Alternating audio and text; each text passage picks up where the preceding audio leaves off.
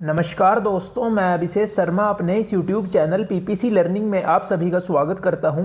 आज हम इस वीडियो से एक नया सब्जेक्ट और बहुत इंपॉर्टेंट सब्जेक्ट शुरू करने जा रहे हैं, जिसका नाम है software verification and validation and testing. यह एक बहुत इंटरेस्टिंग सब्जेक्ट है, बहुत आसान सब्जेक्ट है, थ्योरिकल सब्जेक्ट है। चलिए शुरू करते हैं। इस सब्जेक्ट का हमारा सबसे पहला लेक्चर सॉफ्टवेयर इवोल्यूशन, बहुत इंपॉर्टेंट टॉपिक है।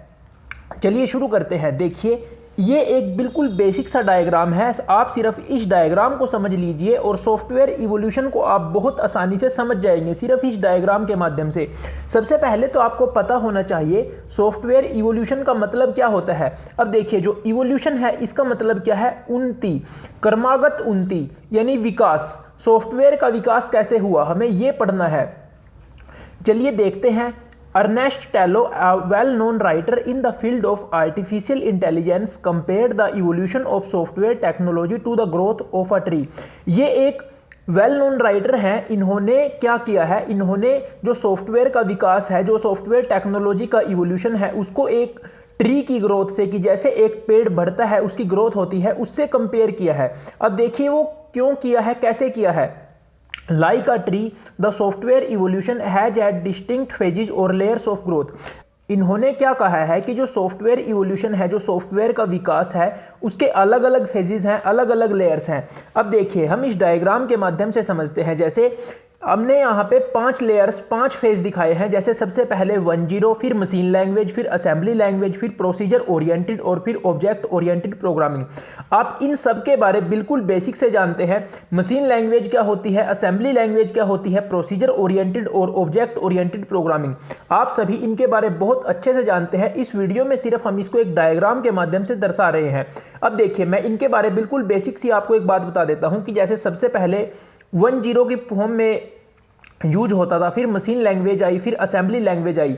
मतलब क्या है कि जैसे अलग अलग फेज आ रहे हैं, पिछले 5 दशकों से, पिछले 5 डिकेड से इनमें उन्नति हो रही है। यानी कि जैसे पहले 1.0 की फॉर्म में काम होता था, फिर मशीन लैंग्वेज आई, फिर असेंबली लैंग्वेज आई। यानी जैसे नया फेज आया, नई तकनीक आई, तो उसमें क्या हुआ, उसमें कुछ सुधार हुए। जैसे मशीन लैंग्वेज में जो कुछ कमियां थी वो असेंबली लैंग्वेज ने दूर की, फिर असेंबली लैंग्वेज में जो कुछ कमियां थी वो प्रोसीजर ओरिएंटेड प्रोग्रामिंग में दूर हुई जाके, फिर प्रोसीजर ओरिएंटेड प्रोग्रामिंग की जो लिमिटेशंस थी उसमें जो कुछ कमियां थी वो ऑब्जेक्ट ओरिएंटेड प्रोग्रामिंग ने दूर कर दी जाके।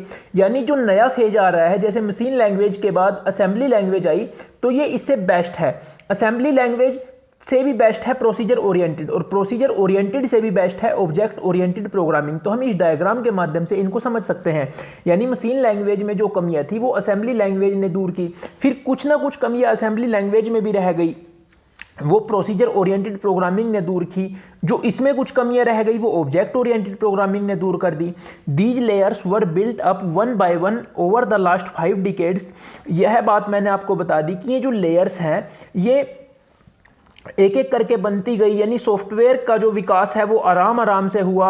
जैसे नई लेयर जो बनी, नई जो तकनीक आई, वो पिछले वाली से एडवांस थी। With each layer representing an improvement over the previous one, कि वही बात है कि जो नई लेयर आई उसने कुछ ना कुछ इंप्रूवमेंट रिप्रेजेंट की, यानी उसमें कुछ नई चीजें आई जो पिछले वाली लेयर में नहीं थी। In software system each of the layers continues to be functional, whereas in the cases of trees only the upper most layer is functional.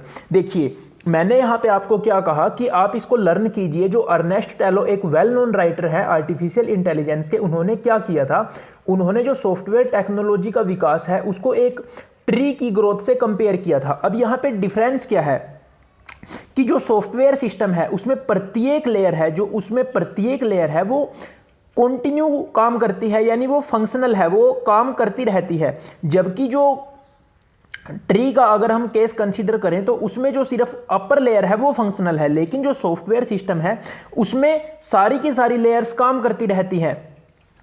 तो इस तरीके से हम सॉफ्टवेयर इवोल्यूशन को बिल्कुल सिंपली समझ सकते हैं। देखिए, सिर्फ ये मेन डायग्राम क्या है कि जैसे सबसे पहले 1.0 की फॉर्म में काम होता था। देखिए, जो कंप्यूटर है वो सिर्फ 1.0 की लैंग्वेज को समझता है। तो हमें सबसे पहले क्या करना होता था, हम जो भी कंप्यूटर को इंस्ट्रक्शंस देते थे वो 1 और 0 की फॉर्म में ही देते थे, जो हमारे लिए बहुत मुश्किल काम है। अब हमें जैसे हम कुछ भी चीज़ लिख रहे हैं, जैसे हमें 2 नंबर का सम कराना है, तो अब हम कमांड दे देते हैं बिल्कुल सिंपल, जो हम अच्छे से समझ सकते हैं। लेकिन पहले हमें सब कुछ 1 0 की फॉर्म में ही लिखना पड़ता था, जो हमारे लिए याद रखना बहुत मुश्किल होता था। फिर मशीन लैंग्वेज आई, उसमें कुछ सुधार हुए। अब मशीन लैंग्वेज में भी जो कमियां थी, उसके बाद जो असेंबली लैंग्वेज आई, उसने उन सभी कमियों को दूर करने की कोशिश की, लेकिन सभी की सभी कमियां दूर नहीं हो सकती। फिर असेंबली लैंग्वेज में भी कुछ कमियां रह गई, वो प्रोसीजर ओरिएंटेड प्रोग्रामिंग ने दूर कर दी। अब प्रोसीजर ओरिएंटेड प्रोग्रामिंग में भी जो कमियां रह गई थी, वो ऑब्जेक्ट ओरिएंटेड प्रोग्रामिंग ने दूर कर दी। तो इस तरीके से हम सॉफ्टवेयर इवोल्यूशन को समझ सकते हैं।